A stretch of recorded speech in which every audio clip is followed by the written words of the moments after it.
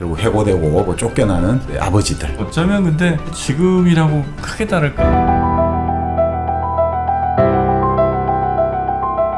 일생 동안 당신이 반드시 읽어야 될 100권의 책 일당 100. 이번 시간엔 여러분의 또 지난주 아주 좋은 호응에 힘입어서 네. 또 좋은 클래식 한 권 저희가 좀 갖고 왔습니다. 희곡에서는 아마 가장 유명한 책 중에 하나가 아닌가 그렇습니다. 싶은데. 지금도 뭐 전 세계 곳곳에서 연극이 상연되고 있고 우리나라도 뭐 계속해서 이 연극이 상연되고 있죠. 고도를 기다리며 저희가 지난주에 소개해드렸잖아요. 네. 거의 뭐 비슷 내지는 하여튼 밀리지 않는 세일즈맨의 죽음. 맞습니다. 네, 요거는 연극이 항상 이것도 많이 걸렸던 것 같고 그리고 요거는 아마 다른데 이란 영화도 아마 같은 제목으로 있었죠? 있었을 거예요. 아마. 이란 영화 중에 세일즈맨의 죽음이라고 또 괜찮은 영화가 있습니다. 물론 이제 요거랑은 이제 다른 책인 다른 내용인데 여튼 이 세일즈맨의 죽음이라는 아마 이름은 다들 들어보셨을 그 희곡 연극으로 또 보셨을 분들도 굉장히 많을 것 같긴 하고요. 네, 뭐 최근에도 그 박근영 배우, 손병호 배우가 바로 이제 주인공 윌리 로먼 역을 했죠. 그래서 뭐 이런 걸로 유명하죠. 이렇게. 네. 멋있어요. 큰 저 가방 같은 거. 그렇습니다. 그리고 저거 어디 뭐 세일즈하러 가는 거야? 아니면 그렇죠. 이게 왜냐하면 이제 세일자로 여러 상점 회사를 들어야 되니까 견본을 들고 다녀야 되니까 가방에다 항상 양손 트렁크에 그 견본을 잔뜩 들고 옛날에 그런 세일즈맨 진짜 많았는데. 그렇습니다. 요게 이제 시대 배경은 한 150년 전 그쯤 되는 거죠? 이 연극은 이제 1949년에 초연이 됐는데 바로 그때 생각하시면 됩니다. 그 당시 미국 뉴욕, 1940년대 후반 1940년대 미국 뉴욕입니다. 근데 사실 그렇지만 지금 사실 우리가 이제 AI가 나오고 제4차 산업혁명 뭐 이런 걸로 인해 지금 일자리가 엄청나게 사라지고 있지 않습니까? 사실 그때 또 일자리가 막 사라졌거든요. 그래서 이 세일즈맨의 죽음은 여전히 지금도 현재성을 갖고 있다. 그래요? 여전히 유효하다. 지금 이 순간에도 직장에서 결국 해고되고 파면되고 쫓겨나는 수많은 이제 아버지들, 그 아버지들의 이야기들을 다루고 있다고 볼 수도 있죠. 아버지들의 이야기. 저는 이거 못 봐갖고. 저도 못 봤어요. 보고 싶긴 한데. 그럼 한번 오늘 좀 내용을 한번 들어보고 가도록 하겠습니다. 그러니까 이 시곡을 쓴 분은 이제 아서 밀러. 또 워낙 유명한 분이긴 하고요. 그렇죠. 이 아서 밀러 같은 경우는 우리가 잘 아는 연예인 2명하고도 관련이 깊죠. 우리가 잘 아는 아주 유명한 배우 스타들하고 관련이 깊죠. 이분이 저기 마릴린 먼로. 맞습니다. 아서 밀러가 이제 두 번째 부인이 마릴린 먼로고 마릴린 먼로의 세 번째 남편이 아서 밀러였죠. 그렇죠. 결혼 생활을 가장 오래 했죠. 마릴린 먼로가 아서 밀러가. 아서 밀러 유태계 출신인데 뭐 사람이 괜찮습니다. 아주 뭐 이제 풍처도 좋고 머리도 샤프하고 그러다 보니까 마릴린 먼로도 상당히 두 번째 결혼을 할 만큼 키가 190이 넘는다고 나와 있더라고요. 프로필 보니까. 그리고 이제 결국 마릴린 먼로와의 결혼 생활은 이제 결국 끝이 나고 결국 마릴린 먼로도 비극적인 죽음을 맞게 되었습니다만 바로 마릴린 먼로의 남편으로도 유명하고 또 이제 누구의 장인으로 유명합니다. 장인? 네, 이 시대 뭐 최고의 배우 반열로 손꼽히는 바로 다니엘 데이 루이스의 장인으로 유명합니다. 그래요? 그러니까 아서 밀러가 이제 아서 밀러가 3번 했죠. 그 세 번째 그 부인과의 사이에 낳은 딸이 바로 다니엘 데이 루이스하고 결혼했거든요. 그래서 이제 그 애를 낳았는데 바로 그 아서 밀러가 바로 다니엘 데이 루이스의 장인으로 유명하죠. 그래서 연예인 2명, 스타 2명하고 아주 깊은 관련이 있다 이렇게 볼 수 있죠. 근데 그 2명도 다 진짜 대스타, 그냥 스타들과 대스타들과 관련이 있는 아서 밀러의 세일즈맨의 죽음, 아버지의 이야기. 근데 이제 아버지의 이야기인데 어떻게 보면 이게 우리가 볼 때는 또 부자 갈등도 있고 아버지가 평생 뼈가 빠지게 정말 고생을 했는데 자식하고 소통이 안 되고 그래서 이제 부자 간의 어떤 갈등도 볼 수 있습니다만 여기서는 좀 더 어떻게 보면 이제 아서 밀러가 그거는 현상적으로 보이는 거고 그 현상적인 걸 통해 가지고 근데 왜 아버지는 죽음을 맞이할 수밖에 없었나를 좀 더 깊이 있게 바라보거든요. 그건 결국 이제 우리가 어떻게 보면 주체와 어떻게 보면 타자의 문제로 볼 수 있거든요. 아버지는 아들을 항상 소유물, 자기 대리인으로 생각하잖아요. 어떻게 보면. 네. 그런 과정에서 아버지가 갖고 있는 꿈을 내가 못한 꿈을 자식이 이루어줬으면 이렇게 생각을 하게 되는데 바로 거기서 어떻게 보면 근본적인 갈등이 시작된다는 거죠. 그리고 아버지는 기본적으로 그 자식을 하나의 어떤 자식이 나에게 온 선물이자 동시에 영원한 타인이란 말이죠. 타자란 말이에요, 사실은. 네. 그런데 그걸 아버지는 계속해서 내가 주체의 입장에서 자꾸 내 아래로 두려고 한단 말이죠. 자꾸 내가 강요를 하고 그렇게 하니까 결국 안 된단 말이죠. 그리고 아버지 자체도 주체라고 하지만 그 아버지가 갖고 있는 꿈도 과연 올바른 꿈이고 제대로 된 꿈이냐 이거죠. 그런 어떻게 보면 왜곡된 가치관에 입각한 것이 이것이 이 사회에서 성공하는 길이고 출세하는 길이다. 이렇게 해서 그걸 자식에게 주입하다가 결국 그 자식하고 충돌하고 그런 것들이기 때문에 우리에게 어떻게 보면 단순한 부자 갈등이 아니라 근본적으로 우리가 인간을 어떻게 상대해야 되고 우리가 어떻게 인간과 인간이 서로 교제를 해야 되는가, 교류를 해야 되는가 이거에 대해서 오히려 더 좀 깊이 있게 한번 생각해 보는 그래서 그런 의미에서 고전 같습니다. 그런 또 지금의 어떤 뭐 직업이 사라진 이런 시대와도 또 다 그런 시대도 녹여냈고 그다음에 소통, 뭐 커뮤니케이션 이 관련한 이야기도 되고 가족 간의 관계, 혹은 뭐 아빠와 아들과의 그런 갈등과 뭐 이런 것들이 이제 녹아 있는. 영원히 인류가 존재하는 한 아마 갖고 있을 문제가 아닌가 싶기도 한데. 그러면 한번 바로 내용을 한번 좀 볼까요? 그러니까 결국 이 셀즈맨의 죽음은 뭐 미국 최고의 희곡이다 이런 평가를 받고 있고요. 그리고 이제 아스밀러가 기본적으로 그리스 비극을 아주 좋아했거든요. 그게 결국 오늘날의 어떤 희곡의 원류 아니겠습니까? 그래서 이 고대 그리스 비극을 어떻게 현대적으로 좀 변화시킬까, 변용시킬까 이 고민을 했는데 근데 이제 비극의 주인공은 영웅이잖아요. 근데 현대는 영웅이 없잖아요. 그리고 이 셀즈맨의 죽음은 아주 평범한 보통 사람이거든요. 그럼 이 비극이 과연 가능하느냐? 그런데 뭐 영웅 대신에 평범한 사람을 내세우고 또 우리 오이디푸스 왕 같은 거 보면 정말 알지 못하는 어두운 불가사의한 힘이 그 사람들의 운명을 막 비틀어 놓지 않습니까? 그거 대신에 어떻게 보면 사회의 어떤 구조적인 모순이랄까 이런 것들이 이제 개인의 삶을 좀 왜곡시킨다. 이런 것들에 대해서 저항하는 것. 이걸로 이제 현대 비극을 나름 구상을 해본 거죠. 그리스 비극을 현대적으로 이렇게 이제 약간 바꿨다. 그런 식으로. 영웅은 이제 평범한 사람이 되고, 운명을 뒤흔드는 불가사의한 힘은 이제 어떤 사회의 어떤 구조적인 모순이랄까. 이런 걸로 바꿔가지고 한번 적용을 해본 거죠. 그래서 이 등장인물은 뭐 크게 보면 이제 윌리 로먼 가족이 나옵니다. 로먼 가족인데 아버지가 윌리 그리고 이제 외판원이죠. 세일즈맨이죠. 부인이 이제 린다 로먼, 린다죠. 그리고 아들 둘이 있는데 큰 아들이 비프. 그리고 둘째 아들이 해피. 네. 그러니까 행복한 소고기입니다, 그죠? 비프 해피니까. 네. 그리고 이제 바로 이제 윌리 로먼의 옆집 친구 찰리가 있어요. 찰리가 이제 윌리의 아주 절친한 친구입니다. 그리고 찰리 아들 버너드. 이 버너드는 공부를 잘하는데 바로 윌리의 큰 아들 비프하고 같은 학교 친구였어요. 그리고 이렇게 나오고 이제 환상의 인물들 이렇게 이제 한 번씩 이 연극은 기본적으로 현재와 과거가 왔다 갔다 하거든요. 그리고 현재 있으면서 또 과거의 인물이 환상 속에서 등장하기도 하고 이렇게 왔다 갔다 하는 구성을 보여주는데 윌리의 형 벤이 나옵니다. 벤. 이 윌리의 형 벤은 젊은 시절에 어떻게 하다가 아프리카로 가게 되어가지고 17살에 아프리카 밀림 속으로 들어갔다가 한 4년간 고생하고 나와가지고 21살에 다이아몬드 광산의 소유주가 된 거예요. 그래서 엄청난 이제 부자가 되었고 항상 윌리는 우리 형처럼 해야지만 성공한다. 이런 이제 형에 푹 빠져 있죠. 그리고 이제 윌리가 평생 동안 이제 몸을 바쳐서 다닌 회사의 사장 하워드 와그너 사장. 이 하워드 와그너 사장의 부친하고 밑에서 같이 열심히 일을 했는데 그래서 그 하워드 현재 사장이 태어났을 때 그 이름을 같이 지어주었단 말이죠. 이 윌리가.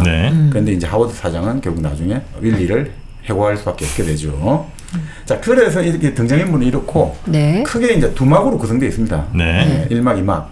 우리 지난번에 했던 고돌 계단임에도 1막, 2막인데 근데 이건 보고 있으면 나중에 2막의 마지막 부분이 약간 또 다른 막의 느낌을 줘요. 그래서 내용적으로 보면 3막이다라고 볼 수도 있겠죠. 그래서 오늘 제가 이제 그 세일즈맨의 죽음 번역본은 예전에 연세대학 교수를 하셨던 오화섭 선생. 오화섭 선생. 예, 네. 돌아가셨습니다만 그분 번역본을 좀 옛날 번역입니다만 그걸 가지고 진행을 하겠습니다. 네. 그리고 이제 요 관련된 논문들이 윤희혁 교수, 정영규 교수 이 논문을 좀 참조해 가지고 좀 설명을 하는 걸로 그렇게 되겠습니다. 예. 이게 76년에 처음 나왔나 봐요. 76년. 뭐 그전에도 나왔을 겁니다. 왜냐하면 그 우리나라에서도 저 세일즈맨의 죽음이 1949년에 미국에 첫 초연이 됐는데 네. 우리나라도 1953년에 바로 초연이 됐거든요. 그때도 아마 이분이 번역을 했을 거예요. 정확히 모르겠습니다. 예.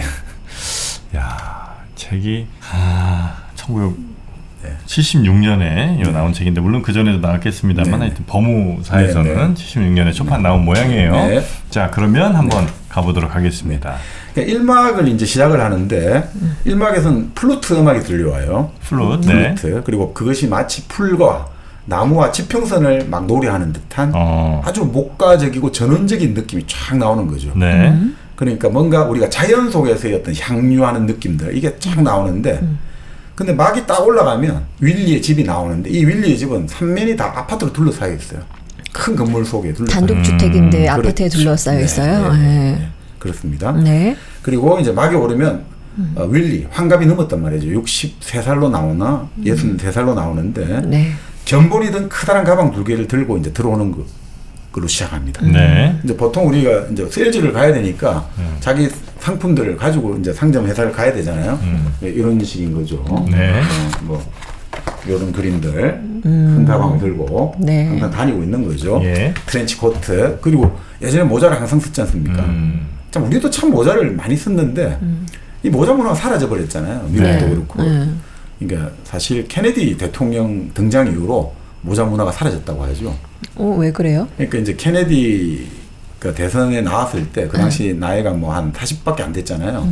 그럴 때 이제 40 초반이었으니까 그럴 때 자기 젊음을 강조하기 위해서 머리 쫙 숱도 많고 검은 머리를 강조하기 위해서 모자를 벗어버렸거든요. 상대적으로 나이가 닉슨은 많고.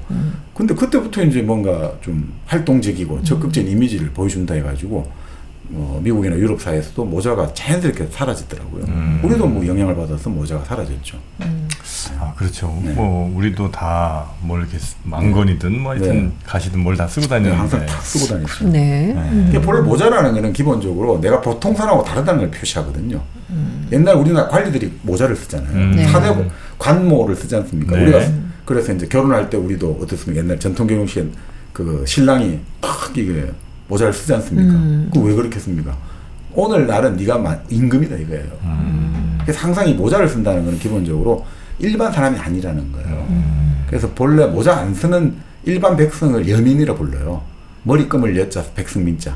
모자 안 쓰니까 머리 검은 머리가 그냥 다닌다 이거죠. 그 평민이고 항상 귀족이나 관리들은 모자를 딱 쓰고 우리는 특수계급이야 이걸 보여주거든요. 뭐 이야기하다 그랬습니다. 네. 그래서 항상 이 모자 쓰고 탁 세일즈맨이 트렌치 코트 입고 멋있게 다니는 거죠. 항상 깔끔하게 구두 먼지 하나 묻으면 안 되고 왜냐하면 좋은 인상을 보여줘야 되니까. 자, 근데 이 또 환감이 넘은 그 윌리가 이 비틀비틀 들어오는 거죠.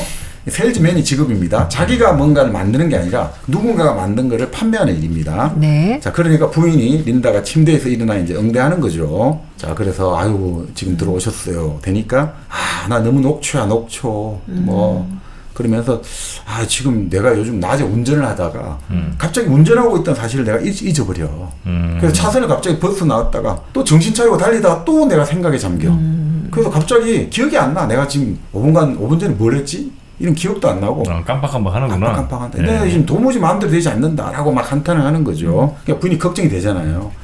그냥 이제 본사에 사장님 좀 만나가지고 이제 내근 좀 해달라고 내근금을 좀 지원해라고. 당신 지금까지 여기 30몇 년을 고생하지 않았냐. 당신은 충분히 그럴 자격이 있어요. 그러니까 내근 좀 이제 하게 해달라고 해라. 윌리가 이제 그런 이야기 하는 거죠. 지금 똑같은 이야기입니다. 이게 49년 나온 희곡인데 윌리가 이런 이야기입니다. 한평생 집 대출금 치르느라고 죽도록 일하고 결국 내 집이 되면 이제 다 늙어 빠져갖고 이제 곧 죽게 되니까 그 집에 살 사람이 없어진다는 것이 너무 서글퍼라고 말하는 거죠. 부인이 옆에서 그냥 공수가 인생이에요 라고 이제 위로를 해주는 거예요. 본래 우리뿐 아니 다 그래 살아요. 똑같죠 지금하고. 자, 그런데 그렇게 이야기하다가 갑자기 이제 화를 벌컥 내는 거예요, 윌리가. 그래, 우리 아들 뭐하냐 지금, 큰아들 비프. 그놈 지금 나이가 34살이야. 근데 고작 농장에서 주급 $35로 일하고 있어. 자립도 못하고 지금 도대체 뭐하는 거야. 막 화를 벌컥 내는 거죠. 그러니까 부인이 아유 그냥 좀 진정하라고 달래니까 아 그래 내가 이제 그러면 걔한테 세일즈 계통 일자리를 얻어줘야지. 걔는 분명히 성공할 거야. 금방 성공할 거야. 그러면서 비프 큰아들의 고등학교 시절을 회상하면서 추억이 잠기는 거예요. 사실 큰아들 비프가 고등학교 때 우리 팀 미식축구 선수를 했거든요. 정말 잘 나갔단 말이죠. 대학 세 군데에서 장학금 주겠다고 정말 잘 나간 애였거든요. 인기도 많았고. 네. 그러니까 걔가 그때 정말 잘했잖아. 그러니까 분명히 얘가 마음 잡고 일하면 금방 성공할 거야 라면서 이제 또 추억이 잠기는 거예요. 자, 그러면서 이제 뭐 또 투정도 하고 이러는데 참 부인이 여기서 너무 헌신적이에요. 남편이 그냥 말도 안 되는 트집 잡고 투정 잡아도 계속해서 그냥 받아주는 거예요. 잘 그냥 다독거려 주는 거죠. 자, 그러면서 부인이 아유 당신 걱정이 너무 많아요 이렇게 달래주니까 이제 윌리가 그런 이야기 하는 거죠. 너가 없다면 나는 허공에 뜬 거나 마찬가지. 이제 나이 들어가니까 그렇게 부인을 막 타박을 주고 하면서도 아우 나 당신 없으면 못 살아 라면서 이제 의지하는 마음을 이제 비치고 있는 거죠. 그러면서 또 마지 비프 이야기하는 거죠. 예, 비프는 대기만성형이야. 내가 비프를 위해서 돈을 좀 모을 거야 라고 이제 다짐을 합니다. 자, 이때 이제 부부가 이야기를 나누고 있는데 아들 둘이가 깨어가지고 이야기에 귀를 기울이는 거죠. 엄마 아버지 하는 이야기에. 그러니까 비프는 자기 동생보다 2살 많거든요, 해피보다. 근데 꿈이 많으나 좀 현실성이 희박한 그런 꿈을 갖고 있고 그 해피, 막내 해피는 성적 매력이 많고 그 여자를 절절절 따라다녀요. 여자들이 많이 따라오고. 그러니까 좀 만족하는 생활을 하고 있는 것 같지만 오히려 더 갈피를 못 잡고 고집은 좀 센 이런 걸로 나타나요. 자, 그러면서 해피가 그 이야기를 하는 거죠. 아버지가 요즘 너무 깜빡깜빡하고 딴 데 정신을 팔아가지고 아무리 자동차 라이센스를 박탈당할까봐 걱정이야 라고 말을 하는 거예요. 왜냐하면 파란불에 스톱하고 빨간불에 달려 지금. 그러니까 정신이 없다 이거죠. 근데 비프는 또 그 이야기 하는 거죠. 아버지는 나를 너무 업신여겨. 무슨 말만 해도 아버지는 그 얼굴 표정 봐. 완전 빈정거리고 있잖아. 그러니까 해피가 이제 또 달래는 거죠. 아, 다 형이 잘 되려고 그러는 거야. 근데 요즘 아버지가 좀 혼잣말을 너무 중얼중얼하고 좀 이상하긴 해. 근데 그 혼잣말도 맨날 형에 대한 이야기야. 그러니까 막 뭐 비프가 자리를 잡지 못하고 허공에 떠 있다 계속 그런 이야기만 하고 있어. 뭐 이런 이야기 하는 거죠. 네. 그래서 사실 비프는 고등학교 졸업하고 지금 막 온갖 군데를 떠돌아다닌 거예요. 농장도 다니고 뭐 이것도 하고 다 해봤는데 그냥 자기 혼자 입에 풀칠할 정도인 거죠. 그래서 이젠 좀 자리를 잡아야 된다 생각하고 집으로 왔지만 막상 또 집에 오니까 뭐 막막한 거죠. 지금 딱 지금 우리 시대랑 비슷하네. 우리 시대랑 똑같잖아요. 네. 애들 실컷 공부해서 대학 공부 다 시키고 했고 했는데 자리를 못 잡는 거지. 회사를 들어갔다가 적성이 안 맞는다고 금방 나오고 이거 해볼까 저거 해볼까 하다가 갑자기 막 어디를 갔다가 또 집에 와서 히키코모리처럼 틀어박히고 게임이나 하고 아우 부모는 막 속이 터지고 딱 지금 그런 심인 거죠. 그래서 비프가 동생한테 살살살 꼬셔요. 야 우리 서부로 가자 서부. 서부로 가자. 우리 같이 덩치 크고 이런 사람들은 널찍한 데서 목장하면서 그렇게 마음 편하게 살아야 돼. 이런 데서 남 비위 맞춰가면서 그 못 살아. 우리 가게에서 물건 팔고 이런 거 어떻게 하냐. 근데 해피는 이제 지금 상점에서 사실 뭐 점원이거든요. 점원 보조라고 해야 될까? 그거 하고 있는데 나는 그래도 좀 뭔가 성공하고 나서 그 다음에 형하고 내가 갈게. 나는 아직 좀 더 이 가게 일을 좀 해야 돼. 이렇게 하는 거죠. 네, 아들내미들은 그렇고. 그렇습니다. 그래서 비프가 이제 그러면 내가 옛날 10년 전에 일했던 그 빌 올리버라는 사람이 하는 어떤 회사에서 일을 했는데 그 사람을 내일 찾아가가지고 그 사람한테 돈을 좀 빌려가지고 투자를 좀 받아가지고 내가 목장을 살 거야. 그래서 그 사람한테 가서 목장을 산다고요? 네, 목장을 구입해가지고 내가 한번 이 목장 사업을 해볼 건데 그 빌 올리버를 만나가지고 한번 딱 멋지게 한번 말을 해가지고 내 비전을 제시해가지고 내 투자를 받을 거야. 그러니까 해피도 한번 그래 보라고. 그 빌 올리버 형 좋아했잖아 하니까 야 근데 말이야 내가 옛날에 그 사람 회사 그만두고 나올 때 농구공을 좀 훔친 게 마음에 좀 걸리긴 하네. 이런 게 나타나요. 피프가 보면 나중에 나오지만 도둑질한 게 자꾸 나와요. 큰아들이. 네, 큰아들이. 자, 그러면서 과거로 돌아가요. 이제 옛날에 동구공 10년 전에 회사 나올 때 훔친 게 걸린다고 하면서 과거로 돌아가는데 이 고등학교 시절에 비프가 이제 잘 나가는 미식축구 선수예요. 그러니까 이제 얘가 이제 과거 신에서 아버지한테 아버지 공 좋죠 이런 거야. 그러니까 아버지가 보고 그게 뭐 어디서 난 공이야 하니까 체육관에서 빌려온 거죠 라고 하는 거예요. 체육관에서 빌려온 거예요. 실실 웃는 거예요. 그러니까 아버지 딱 알아차리는 거죠. 이거 훔쳐왔구나. 그래서 아버지가 웃으면서 야 돌려줘 이렇게 하는 거예요. 그러니까 그때도 훔쳐왔어요. 근데 훔쳐온 것도 이때는 그런 생각을 하겠죠. 내가 지금 제일 잘 나가는데 이과 공 하나 뭐 내 마음대로 가져가도 되잖아. 내가 지금 이 학교의 스타인데. 이런 이제 생각을 했던 거죠. 그래서 아버지도 이런 이야기 하는 거죠. 또 아들들 딱 있을 때 자랑하는 거죠. 내가 말이야 출장만 한번 뜨면 내가 한번 뜨면 뉴 잉글랜드 그 보스턴 저 뭐 코네티켓 이런 주들 있잖아요. 저 미국의 뉴 잉글랜드 지역 뉴욕주 이런데 내가 딱 나가면 말이야 시장님이 나한테 딱 나를 환대해. 딱 시장에 나와서 나를 딱 접대해주고 시장하고 내가 커피를 마시고 나와. 그리고 내 차를 말이야 순경들이 경찰들이 자기 차처럼 딱 나 차를 돌봐줘. 이런 식으로 아버지가 막 자랑하는 거죠. 이 전형적인 과장이에요? 그렇겠지. 뭐 세일즈맨한테 뭐 무슨 누가 그러겠어. 그리고 이게 나름의 이제 인생의 진실이 감춰 있다고 보는 거죠. 이 아버지 윌리가 허황된 사람이잖아요. 아니 아무데나 차를 주차하는 게 이게 좋은 겁니까? 이건 범법행위잖아요. 위법행위잖아요. 네. 사회질서를 깨트린 행위인데 막 자랑을 하는 거죠. 나 내 마음대로 주차 아무 때나 해. 그리고 순경들이 지켜준다는 게 사실은 그거잖아요. 순경 딱질 떼는 거예요. 그지? 그래서 지켜주는 거예요. 사실 다. 순경들이 감시하는 거죠. 근데 그걸 마치 순경들이 내 차를 막 보호해준다는 식으로. 그러니까 이 아버지 윌리가 좀 뭔가 삶이 진실성이 좀 결여되어 있는 것 같다. 삶이 좀 뭔가 거품 이런 느낌이 뭔가 약간 뭔가 이상하다라는 걸 시사를 해준 것 같아요. 네. 자 그러니까 이제 아버지는 막 자랑하는 거죠. 아유 우리 비프 큰아들 비프 이제 축구팀 주장이 되어가지고 또 잘생겼지 막 여학생들이 줄줄줄 따라다녀. 그러니까 사람들이 좋아하는 그 세속적인 가치관 있잖아요. 아 우리 아들은 인물도 좋고 덩치도 크고 운동도 잘하고 여자들이 줄줄줄 따라다녀. 우리 아들 최고. 이런 것들에 너무 흐뭇해하는 거예요. 자, 근데 이때 바로 이제 자기 친구 아들, 찰리의 아들, 버나드가 나타나요.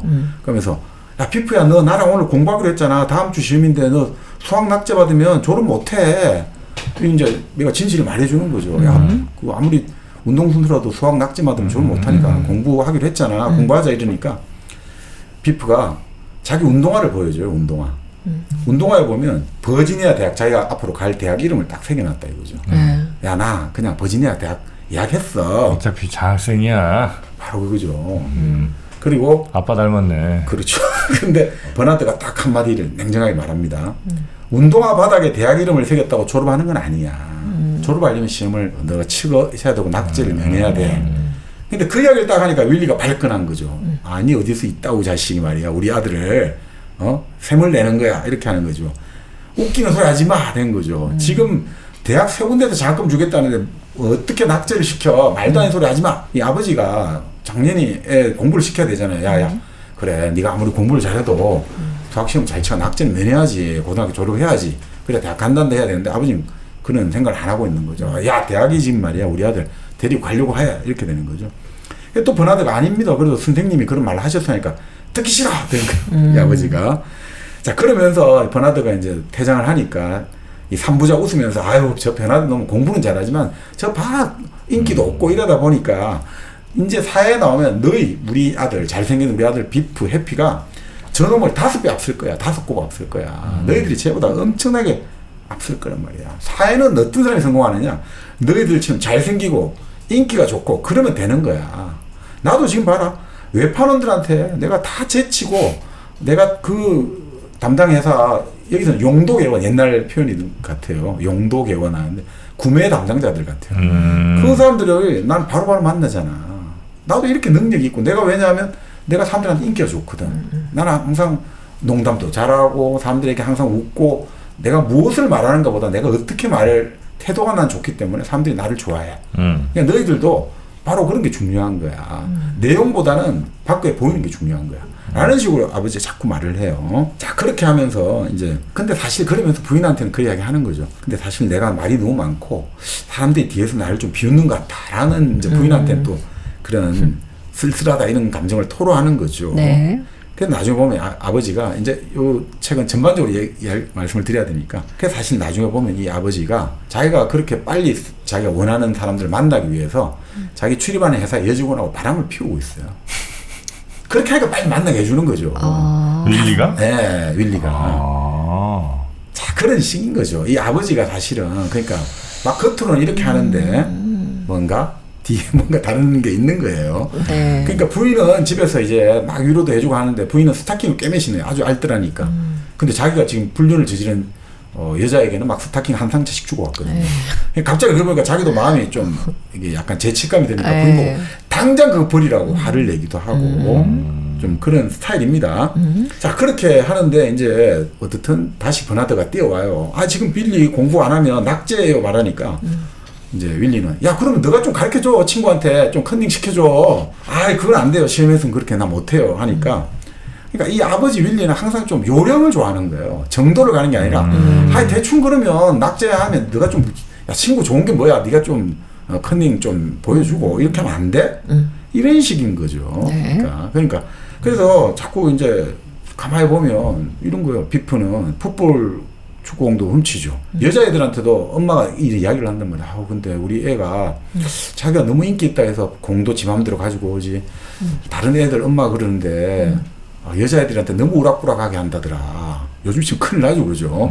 그리고 얘가 지금 면허도 없는데 막 차 운전을 한다더라. 그러니까 이 아들이 내가 지금 인기가 있고 내가 잘 나가니까 내 마음대로 해도 돼. 이런 뭔가 지금 약간 위험한 인생으로 보여주고 있는 거죠. 네. 자, 이랬다가 이제 다시 현재로 돌아옵니다. 이제 윌리가 과거에 그 해상을 하다가 현재 돌아오면서 네. 이제 둘째 아들 해피가 아버지를 데리고 이제 식탁에 딱 모셔요. 그러면서 아버지 요즘 어떠세요? 이러니까 아우 내가 사실 너희 엄마한테 말 안 했는데 오늘 애를 칠 뻔도 했어. 운전하다가. 아우 그럼 내가 이걸 안 했어야 되는데 셀즈맨 말고 내가 그때 너희 큰아버지 벤을 따라가지고 알래스카로 가야 됐는데 아우 내가 그때 그 셀즈맨 그 양반을 만나가지고 아유 결국 내가 너가 큰아버지 안 따라간 게 천추안이 된다. 내가 그때 따라갔으면 결국 다이아 광산을 손에 넣었을 텐데 이렇게 하는 거죠.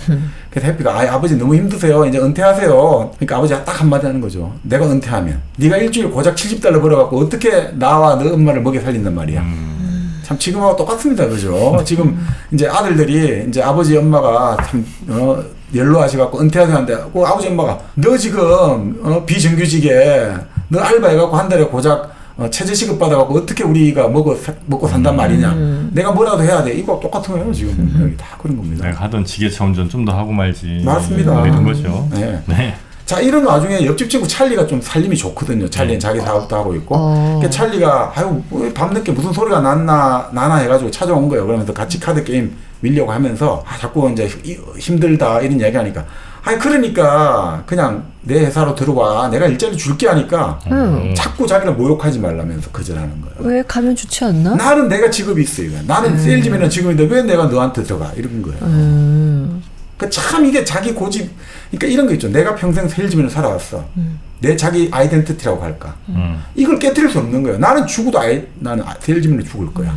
상황이 바뀌고 시대가 바뀌어지면 유연해져야 되는데 아니야 나는 한 번 세일즈맨이면 영원한 세일즈맨 이런 식인 거예요. 근데 지금 사회는 변하고 있잖아요. 2차 세계대전 이후로 미국 사회도 어떻게 보면 이때도 그렇죠. 제조업 중심에서 서비스업 중심으로 이게 산업 구조가 변하고 있거든요. 네. 그러니까 예전처럼 이런 어떤 한 번 보면 뭐다라는 게 이제 안 통하는 시대였는데 뭐 지금은 똑같네요, 그죠? 근데 변하고 있는데 이 사람은 아닌 거야. 나는 끝까지 셀즈맨으로 나는 갈 거야. 이러니까 이게 자기를 모욕하지 말라 되는 거예요. 근데 네. 이게 나이 때문일 수 있죠, 그죠? 63이라는 게. 그렇습니다. 잘 안 바꾸고 싶은 나이잖아요. 뭐 그렇긴 하겠네요. 네. 근데 이제 그런 것들이 결국 자기 삶을 그렇게 바꾸는 것이 패배라고 생각하잖아요. 이 나중에 보고 있으면. 그러니까 결국은 자기 자식에 대한 자기의 생각들, 가족에 대한 생각도 안 바꾸는 거예요. 그걸 바꾸는 순간 자기는 인생의 패배했다고 생각하니까. 그럴 수 있죠. 그렇습니다. 네. 자, 그러면서 이제 뭐 찰리하고 이야기하면서 그 이야기를 하는 거죠. 아니, 얼마 전 형수님한테 편지가 왔는데 형님이 돌아가셨다고 편지가 왔어. 그 친구가 야, 너 형님 돈 많잖아. 그러면 너도 이제 유산 좀 받겠네. 이러니까 조카가 7이야. 조카가 7이야. 내한테 뭐가 돌아오겠니? 이래 거죠. 그러니까 아유 그때 이제 환상 속에서 환상의 형님이 벤이 나타나요. 그러니까 친구하고 이제 카드를 치면서 또 형님하고 막 이야기하는 게 나타나요. 그러니까 이 연극은 막 이게 뭐라고 할까? 이막 시공간이 오버랩에 막 이게 겹치는 거예요. 네. 막 겹치면서. 그래서 옛날 이야기 나오는 거죠. 큰형 벤은 그 아버지가 이제 윌리가 3살, 4살 때 아버지가 알래스카로 떠난 거예요. 그 아버지가 본래 플루트를 만들어서 플루트를 파는 사람이었어요. 네. 그 서부로 오면서 플루트를 만들어서 플루트 파는 사람이었죠. 뭔가 전원하고 상관이 있는데 알래스카로 뭔가 떠났는데 그래서 큰아들 벤이 아버지를 찾으러 알래스카로 간다고 하다가 그 배를 탔는데 배가 알래스카로 안 가고 아프리카로 간 거예요. 옛날에 뭐 그런 그들이 있잖아요. 그래서 골드코스트에 가서 다이아몬드 광산을 발견하게 된 거죠. 그래서 이제 나중에 뭐 이제 큰 돈을 많이 벌어가지고 그 아이들이 고등학생 시절에 찾아온 거예요. 큰아버지 벤이 뉴욕으로 찾아와가지고 뉴욕 브루클린에 와서 야 여기가 브루클린이냐 여기가 우리 동생 윌리가 사는 집이구나. 그때 이제 자기가 막 그 아들 둘이 불러가지고 야 큰아버지한테 인사해 막 그렇게 이야기하니까 큰아버지가 그래 한번 너 뭐하냐 얘는 이제 운동하고 운동 잘해요 그러니까 권투 장갑 같은 거 끼고 있으니까 한번 덤벼봐 큰아버지한테 덤벼봐 하니까 피프가 복싱 스파링 하듯이 덤볐거든요. 네. 그러니까 아이고 너한테 이제 나 안 되겠다라고 딱 손을 들면서 피프가 딱 손을 내리니까 갑자기 피프를 쓰러뜨려 가지고 우산을 갑자기 꽉 이제 피프 눈에 찌를 듯이 눈에? 한 거예요. 그러면서 한마디 하는 거죠. 처음 만난 사람하고 싸울 때는 수단 방법을 안 가리고 싸워야 된다. 안 그러면 넌 지금 죽어. 이걸 가리키는 거예요. 큰형 배는. 처음 만나는 사람 싸울 때는 무조건 수단 방법 안 가려야 된다. 쉽게 하면 안 돼. 안 그러면 너 죽어. 큰형 좀 배는 알겠죠. 그러니까 목적을 위해서는 그래 우리의 꿈을 실현하기 위해서는 수단 방법 필요 없어 하는 사람이에요. 윌리와 벤의 아버지는 또 어떤 사람이었을까 궁금하긴 하네. 왜 이러나. 네. 자 그러면서 그러니까 이제 윌리가 형한테 뭔가를 보여주고 싶으니까 형 나 정말 손재주가 좋거든. 나 현관 뭐 주차장 자 내가 다 만들었어. 자 내가 고치는 거 보여줄게 이러면서 비프 보고 야 저기 아파트 공사장 가서 모래 좀 가져와. 그러니까 부인 린다가 제발 비프에게 그런 짓 좀 시키지 마세요 하는 거예요. 아 비프의 이 버릇이 아빠 때문에 생긴 거구나. 아빠 시키잖아요. 야 저 공사장 가서 모래 좀 훔쳐오란 소리잖아요. 괜찮아 이러면서 그 아들들이 널 번째도 여기 있는 거 우리 아들들이 가지고 왔어. 그러니까 도대체 묵인하는 거예요, 그죠? 어떻게 보면 괜찮아 뭐 우리 현관 지키는데 그 많은 저 물건들 좀 갖고 오면 어때? 나는 이 좀 그런 거죠. 네. 그런데 형은 너 애들 정말 잘 키웠다. 그렇죠. 그러니까 윌리가 한마디 하는 거죠. 부자가 되는 게 제가 애들에게 불어 넣어주고 싶은 정신이에요.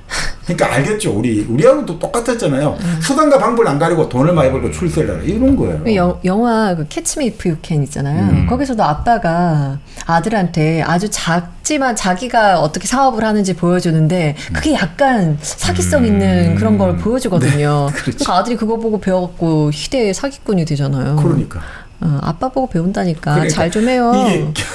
이게 그러니까 윌리의 이런 행동들, 이런 어떤 교육들이 결국은 다 자식들 그렇게 영향을 줬다고 볼 수 있죠. 자 그러면서 다시 현재로 돌아오는데 이제 엄마가 그 부인 린다가 아들들에게 그 이야기를 하는 거죠. 너희 아버지 지금 너무 힘들어. 36년간 그 회사를 다녔는데 이제 월급도 안 줘. 이제 사실 나는 알고 있어. 옆집에 찰리 아저씨한테 가가지고 $50 빌려와가지고 월급 받았다고 내한테 내밀고 있어. 빌린 돈으로 내한테 월급 받았다고. 근데 이게 언제까지 가겠니? 정말 너희 아버지는 뼈꼬리 등골이 다 빠지도록 일을 했는데 이 생명보다 아끼는 자식들이 하나는 계집애 꽁무니만 따라다니고 한 놈은 말을 못하겠다. 그 비프는 이제 뭐 맨날 떠들어이. 그러니까 비프가 그 이야기를 딱 하는 거죠. 아버지가 저를 이 집에서 내쫓으셨어요. 왜냐하면 아버지가 사기꾼이라는 것을 제가 아니까요. 아버지가 사기꾼이었단 말이에요. 뭔가 큰 상처를 받은 거죠. 그렇지만 비프는 근데 어떻든 내가 앞으로 마음 잡고 이래가지고 월급 절반 드릴 테니까 막 걱정하지 마세요 하니까 린다가 그 이야기를 하는 거죠. 엄마가 너희 아버지는 돌아가실 거야. 너희 아버지 곧 돌아가실 것 같아. 왜냐면 너희 아버지는 자살하려고 해 지금. 그러면서 그 이야기를 하는 거예요. 지금 최근에 일어난 차 사고도 보험회사 검사원이 나왔는데 사고가 아닌 것 같다고 하는 거야. 너희 아버지 의도적으로 다리에 부딪히려고 했다. 그리고 내가 퓨즈가 나가서 전기가 나가서 퓨즈를 찾으러 지하실을 가보니까 고무호스가 매달려 있는 거야. 목을 매려고 한 것 같아. 아버지는 일생을 너희에게 바쳤는데 너희는 모른 체 하고 있어. 이렇게 이제 막 감정이 고조되는 거죠. 그러니까 아들들이 너무 좀 가슴이 아프잖아요. 네, 충격받죠. 열심히 제가 진짜 착실히 일하겠습니다. 어머니 걱정 마세요. 근데 문제는 아버지가 딱 만나면 이 아들들하고는 또 부딪히는 거죠. 참 서로가 서로를 이해하지만 만나면 서로 으르렁 되는 거죠. 참 부자가네. 그래서 이 아버지가 또 이제 아버지 윌리가 큰아들 비프에게 또 비아냥되는 거예요. 야 너는 그냥 서부로 가서 목수나 하고 네 멋대로 살아. 이렇게 비아냥되고 막 이러니까 비프가 꾹 참고 한마디 하는 거죠. 아버지 내일 올리브를 만나려고 합니다. 올리브 사장님을. 그래서 장사를 해보려고 아니면 뭐 여러 가지 해보려고 제가 돈을 좀 빌리려고 합니다. 그러니까 아버지가 솔깃해지는 거죠. 그래 우리 아들은 충분히 할 수 있어. 올리브가 너를 얼마나 좋아했니. 그러니까 충분히 빌릴 수 있어. 15,000달러를 빌려달라고 해. 뭐 요즘처럼 매덕 되겠죠, 그죠? 그리고 그 올리브 사장 만나기 전에 반드시 농담을 2개 준비해. 그렇게 농담 잘하면 돼. 인상 좋게만 하면 무조건 되는 거야. 그러니까 이 윌리는 아들들에게 맨날 하는 말이에요, 지금도. 무엇을 말하느냐보다 어떻게 말하느냐 하는 게 더 중요해. 사람은 호감이 있고 인간미가 있어야 돼. 그래야만 네가 원하는 바를 얻을 수 있어. 이건 이미 한물간 이야기란 말이죠. 지금 중요한 건 뭐다 이거죠. 자본주의 사회에서 호감과 인간미를 가지고 항상 웃고 이러면 당신이 나한테 투자하겠다 줍니까? 바보 취급받지 뭐. 근데 세일즈맨에게 있어서는 가장 중요한 게 사실 자세일 텐데요. 그렇죠. 웃고. 근데 이제 그 시대가 지나갔잖아요. 중요한 거는 지금 뭐냐면 호감이나 인간미가 아니라 중요한 거는 호혜성의 원칙이에요. 내가 너에게 이걸 주면 너는 나에게 뭘 줄 수 있고 서로 주고받는 게 있어야 되는 거예요. 그리고 단순한 호감이 아니라 서로 신뢰가 있어야 돼요. 얘하고 거래를 하면 얘는 반드시 뭘 지킨다. 신뢰와 호혜성이 있어야 되는데 단순하게 인맥이 중요하다. 아니 그 인맥이 있으려면 거기서 서로 간에 동등한 뭔가 있어야 되잖아요. 어떻게 내가 맨날 그게 어떻게 인맥입니까? 네. 절대 그 인맥은 인맥이 아니죠. 네. 네. 그러니까 지금 이미 시대가 지나는데 이 아버지는 뭔가 외적인 것만 말쑥하게 있으면 뭔가 얻어낼 것 같은 이런 생각을 하고 있는 네. 거죠. 자, 그렇게 해서 일막은 이렇게 끝납니다. 이제 뭐 그래도 나름 그래도 뭐 희망적으로 이 가족 관계가 약간 회복되지 않는가.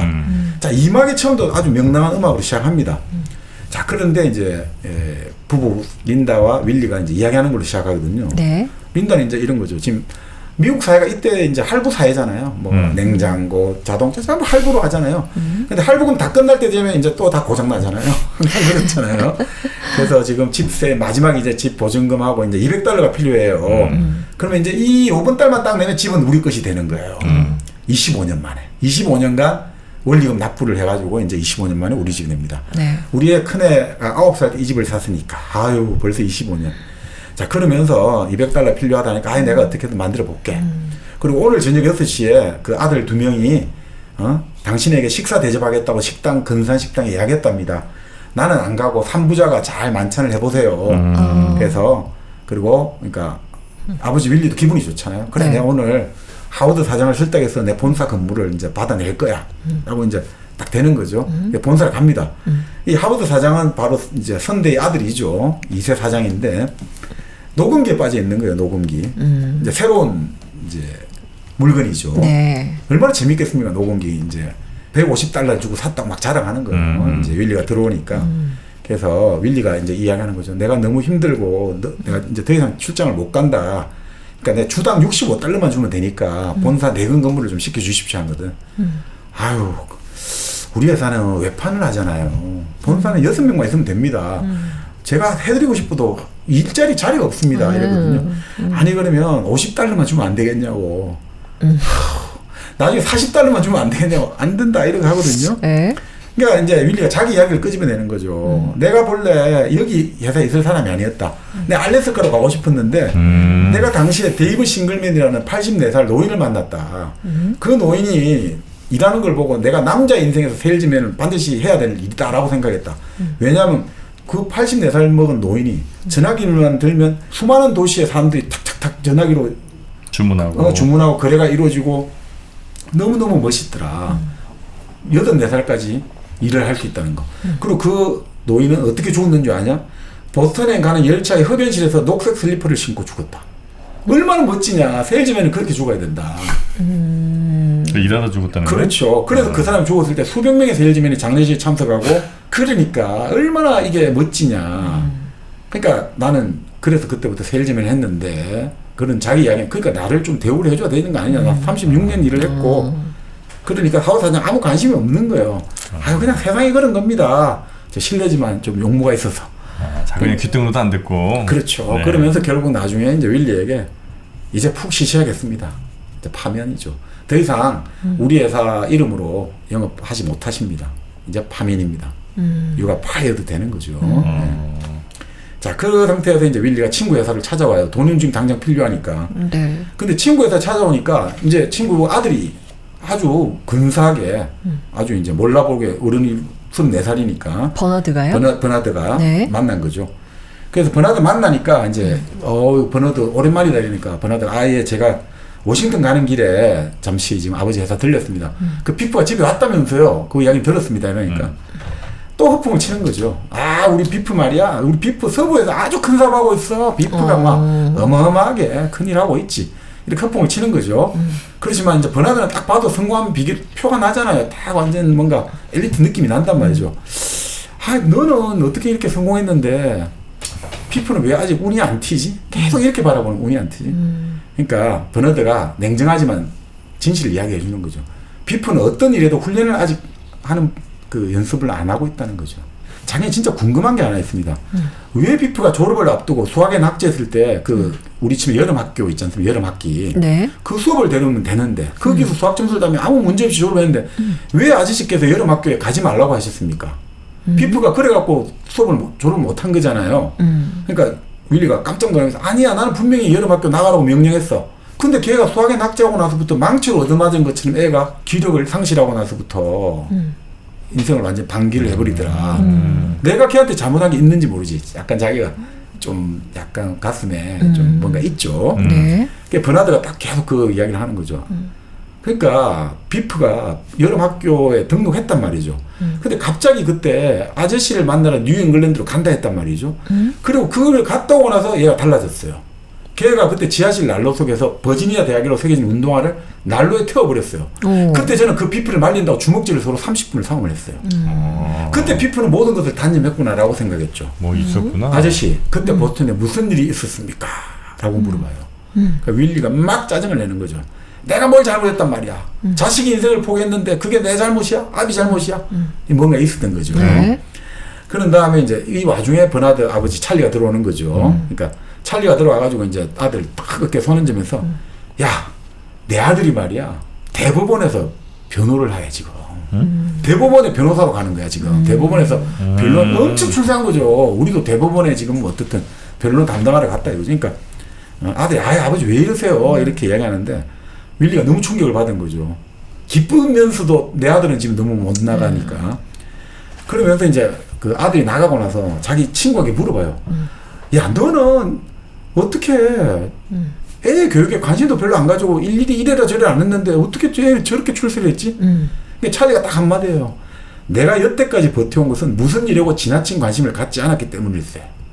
딱 그 말을 해요. 이게 참 이게 재미있어요. 나중에 찰리는 자식에게 무관심한 게 아니라 자기의 관심을 자식에게 투사를 안 하거든요. 그 사심을 안 드러내는 거예요.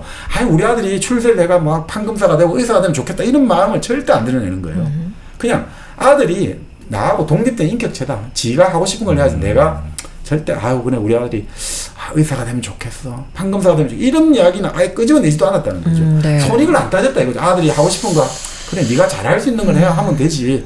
내가 뭐 아버지의 소원을 하라. 나 절대 그렇게 안 해. 라고 했다는 거죠. 네. 그러니까 개입하지 않는 거죠. 그러면서도 항상 뒤를 살펴주는 거죠. 이게 이제 어떻게 보면 윌리와 다른 찰리의 교육 방식인 거죠. 사심을 안 드러낸다는 거죠. 그러면서도 무관심한 건 아니라는 거죠. 방관하고 이런 건 아니고 항상 애를 바라보되 애가 하고 싶은 방향으로 하지. 내가 야 너 공부 지금 안 해가지고 남 집 아들은 이렇게 하는데 이렇게는 절대 안 했다는 거죠. 그게 이제 윌리는 이제 그런 스타일이 아니었죠. 자기의 어떤 딱 갖고 있는 철학. 무조건 남자는 인물이 좋아야 되고 농담 잘하고 딱 뭐 옷 잘 입고 이러면 무조건 성공할 수 있어. 라는 식이었거든요. 네. 그러면서 찰리가 왜 내 회사에서 일하는 걸 꺼리나 계속 이렇게 돈만 빌려가면 뭐하냐. 계속해서 윌리는 난 그따위 자리는 싫어라고 말을 해요. 나는 내가 직업이 있잖아 세일즈맨. 그러니까 이 사람은 뭐냐면 말 그대로 자기 인생을 자기 주체로 서브젝트라고 하잖아요. 우리 주체 서브젝트. 그러니까 모든 거를 서브젝트의 뜻은 복종 종속이라는 뜻도 있다고 하잖아요. 주체 서브라는 게 뭡니까? 밑에 젝트 놓아두다라는 뜻이잖아요. 내가 주체인 내가 나머지 모든 걸 내 밑으로 놓아두는 거예요. 그러니까 이 주체라는 게 사실은 무서운 거거든요. 신이 주체가 될 때는 어떻습니까? 신 외에 모든 걸 아래로 놓아두고 인간이 주체가 될 때는 인간 말고 모든 이제 제3세계 사람이나 이런 걸 다 아래로 놓아둔단 말이죠. 이 윌리는 자기가 주체잖아요. 그럼 뭐야? 자기 아들, 자기 가족, 자기 모든 걸 내 아래로 놓아두는 거예요. 내 말에 무조건 복종해 이 말인 거야. 그래서 자기가 갖고 있는 아이덴티티 이것이 훼손되는 걸 못 참는 거예요. 물러서지를 못하는 거예요. 내 친구 회사에 일한다. 이러면 난 친구 미치니까 나 안 돼. 내 주체가 망가진다고 생각하는 거예요. 내가 친구 밑에서 감히 일을 해? 절대 안 돼. 이런 식인 거예요. 그러다 보니까 이 세상에 내가 성공한다는 건 남의 것을 무조건 뺏어와야 되고 남의 것을 정복하고 이렇게 살아오는 게 성공하는 건데 내가 친구 회사에 들어가는 건 내가 물러서는 거고 패배를 인정하는 게 된다 이거예요. 그러니까 이 사람은 이렇게 고집을 부리니까 외로운 사람이 될 수밖에 없는 거예요. 자식하고 진정한 커뮤니케이션 할 수가 없잖아요. 네. 자, 그러니까 친구가 한마디 딱 합니다. 이게 아주 냉철한 한마디인데 자네 언제나 어른이 되려나 언제 좀 어른이 될래 라고 하는 거죠. 자, 그러니까 일대 고백을 해요. 사실 나는 오늘 파면됐네. 나 이제 잘렸네. 내가 그 사장 이름도 지어줬는데 그 친구가 딱 한마디예요. 야, 그걸 팔 수가 있냐? 사장 이름 지어준 걸 팔 수가 있냐? 이 세상에서는 팔 수 있는 거라야만 되는 거야. 니는 세일즈맨이면서 어떻게 그걸 모르냐? 친구가 더 본질을 깨뚫고 있죠. 야, 그런 인간적인 거, 사장 네 이름 내가 지어줬잖아. 이게 지금 중요한 게 아니야. 너는 세일즈맨 팔아야 되는데 못 팔면 넌 잘리는 거야. 그러니까 윌리는 맨날 인상이 좋고 인기만 있으면 모든 걸 다 할 수 있다라고 하는데 그건 이미 지나갔다 이거죠. 근데 찰리가 계속 한마디 하는 거예요. 야, 남들이 자네를 꼭 좋아해야 될 만한 이유가 어디 있냐 이거지. JP 모간 봐. JP 모간 얼마나 누가 좋아하는 사람 누가 있어. 근데 돈이 있는데 남들이야 별 수 있냐? 돈 있으면 모두들 좋아할 수밖에 없어. 그 사람을 실제 좋아하는 사람이 누가 있어. 맨날 다 욕하지. 그렇지만 그 사람 앞에서 누가 그 사람을 싫어해. 돈이 있는데. 돈이 모든 걸 말하는 거야. 왜 자꾸 자네는 지금 이상한 소리를 하냐. 사람들이 좋아해서 뭐 잘 되는 게 아니고 잘 네. 되면 사람들이 좋아하는 건데 그렇죠. 선후 관계를 완전히 윌리는 그렇습니다. 좀 엉뚱하게 알고 있는 거고. 그렇죠. 네, 그러니까 찰리가 아유 어리석은 사람, 니는 평생을 두고 내를 시기만 해오지 않았냐. 그러니까 윌리가 이제 이런 이야기를 하는 거죠. 밤낮 도로를 달리고 기차를 타고 약속을 하고 이렇게 수십 년을 일했는데 이제 사는 것이 죽는 것보다 못하게 된 인생이 되었네 라고 한탄하는 거죠. 이게 이제 그게 보면 이 대목입니다. 이런 모습입니다. 사는 것이 죽는 것보다 못한 인생이 되어버렸다. 네. 참 이 느낌이 너무 안 좋은 거죠. 네. 자, 그래서 이제 아들들이 밥을 먹기로 했으니까 식당을 갑니다. 네. 식당을 갔는데 그래도 오늘 아들들하고 약속을 했으니까 식당으로 가는데 식당에 먼저 아들 2명이 와 있습니다. 네. 근데 이제 둘째 아들 해피도 이제 아버지 닮아가지고 과장되고 거짓말 잘하거든요. 그러면서 이제 웨이터 식당에 이제 웨이터에게 야, 오늘 잘 모셔. 우리 형님이 서부의 목장 주인이야. 오늘 우리 아버지도 잘 나가신 분이고 너희들 오늘 우리 대주 잘해야 돼. 라고 딱 웨이터한테 말을 하고 네. 그 다음 웨이터들한테 딱 보니까 젊은 여인 2명이 들어왔는데 매력적이란 말이죠. 웨이터 불러가지고 야, 샴페인 대접해 하면서 이제 가서 말을 붙이는 거예요. 자, 우리 형은 뉴욕 자이언츠의 쿼터백이야. 지금 미식축구 잘 나가는 쿼터백이고 나는 육군사관학교 이런 식으로 끊임없이 거짓말 하는 거죠. 아버지가 맨날 옛날에 경찰이 내 차를 지켜주고 나는 뭐 시장이 딱 나를 접대하고 이런 걸 그대로 답습하는 거죠. 그러니까 삶에 자꾸 뭔가 외적으로 보이는 것이 삶을 결정한다라고 잘못 믿고 있는 거죠. 자, 그렇게 하는데 이제 비프가 그런 생각 안 들고 이제 해피에게 진실을 토로하는 거죠. 오늘 올리버하고 만나려고 했는데 6시간을 기다렸어. 6시간을. 네. 그러니까 간신히 만났는데 아예 나를 알아보지를 못해. 아예 나를 못 알아봐. 그리고 내가 갑자기 생각이 들었어. 나는 그 회사의 외판원이 아니었고 세일즈맨이 아니었고 나 발송부원이었어. 나는 왜 지금까지 외판원이라 생각했지? 나는 그 회사 발송부원. 그냥 발송 여기 배달원이었다 이거죠. 세일즈맨이 아니고 그 회사에 내가 배달원인데 왜 우리는 지금까지 나를 세일즈맨으로 착각을 하고 있었지? 그래서 그 사람이 나가고 나서 내가 응접실에 혼자 있다가 그 사람이 만년필을 다시 훔쳤어. 아이고. 그냥 멋이고 훔치고 싶었어. 그러면서 이제 이야기를 하는 거죠. 나는 진짜 내가 삶이 완전히 엉터리 삶을 살아온 것 같아. 그 아버지가 이제 등장해요. 그 아버지한테 오늘 사실대로 저는 말씀드리고 싶어요.